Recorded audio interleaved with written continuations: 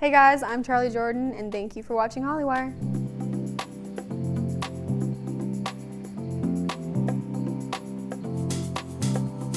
Hey guys, I'm Emily, this is Hollywire, and we are here with Charly Jordan. Hi guys. Hey Charly, thank you so much for coming in today. Of course, thank you so much for having me. We are going to play Never Have I Ever.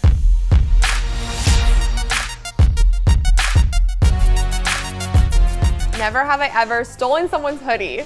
I've definitely stolen someone's hoodie before. Many people's hoodies before. I feel like that's a no-brainer. Gotten in trouble with the law.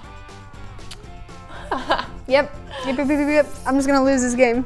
Laugh so hard you peed your pants. Oh my god. Yep. We are just going after you today. Done something overly romantic to win someone over. I don't know. There was one guy that I was head over heels for. So, no, I've definitely gone over the top, for sure. There's always the one. Yep, there's... Thrown a party when my parents weren't home as a teenager. 100% did that. Oh. Charly Jordan, everyone. Rebel without a cause. That's what I'll be remembered by. I like threw parties, but I was super Mormon, so it was like, all right, guys, you can all hang out, but no drinking. And they'd bring alcohol, and I'd be running around like, what are you doing? It's like you can only come over till 9 p.m. and we'll have lemonade. The only thing we're gonna be smoking is the campfire. Like literally, like I legit am the last person that I think anybody would have expected to be doing what I'm doing now, because growing up the way I grew up, people did, I was excluded out of everything, just because, it's, oh, there's the Mormon girl, what, she doesn't want to hook up with guys, down at invited parties. I've had so many people send messages being so sorry, we were this way to you. Wow. And I'm like, send your apologies to info@charlyjordan.com and we'll see if we can get back to you. Thank you. Exactly. How has quarantine been for you? What are some things maybe you learned about yourself or others during this crazy few months? It makes me laugh because so much has changed during quarantine. I've been able to work on Smoke Roses a lot, which is my company, so I've been here on the ground doing that. And then, DJ live sets, which has been really fun. I just did one over there. Yes, I did them in my room. Awesome. Totally. And I feel like this time's good. Everybody's kind of reflecting on what matters, what they want to focus on. Tell us about because you're killing it as a DJ. What were you going to work on this year that hopefully we'll see you, push back to next year? I know. I think anyone who is an upcoming or developing artist, it was sort of a rough time because there's obviously people who've been established, who've played shows, who've played clubs, that were able to convert into the live streaming space. But for anyone who was sort of on the come up or trying to release music, it was sort of a frustrating situation because everything got canceled. And that's, I was supposed to play at Hakkasan, opening for Nicky Romero. The day quarantine went into effect, the exact day. I woke up thinking that I was, gonna open for one of my favorite DJs that I've listened to since I was, 8 years old, literally so young.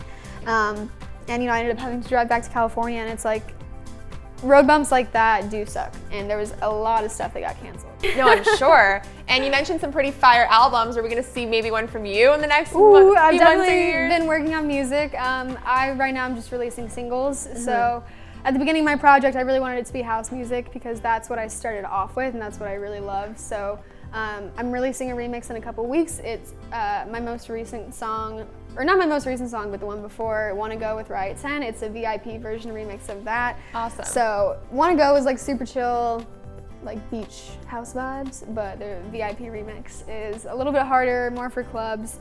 And even though clubs aren't open, I'm still gonna be making club music. So if you guys wanna club at our house, make a rave in your living room, set up, the table. I've seen people flipping tables up and using it as a rail for headbanging. That is so funny. That's actually scary. Oh my god. I'm are you guys okay? Good.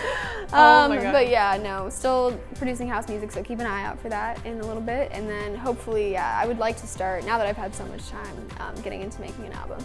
You have been quite busy. I feel you have such a fun life traveling all the time, and I feel like you're starting to kind of get back into your rhythm a little bit. I am. So it was kind of difficult, obviously, the beginning of this year when quarantine went into effect. I wasn't really able to travel as much, but now that I've been spending more time in LA, it's forcing me to integrate myself into the culture here and the people here. So just kind of adjusting and switching what I'm doing. Sick, that's awesome. And you travel the world all the time, typically in our normal life. Where are you excited to go when the world reopens? Well, when it reopens, Iceland is the go-to because I actually booked a ticket when everything was supposed to open back up. So I was supposed to go and it was supposed to be a whole thing, and I was so mad at myself because I wanted to go for so long and I didn't before quarantine hit. I was like, ugh. I went a few years ago. It's epic. Exactly, I know. Like nowhere else you've ever I know been. it's kind You'll of like love a it. touristy spot, but I've just heard it's amazing and I have to go. But meanwhile, I think I'm gonna buy a van and start doing road trips. Well, Charly, thank you so much for coming in. For more, keep it right here on Hollywire.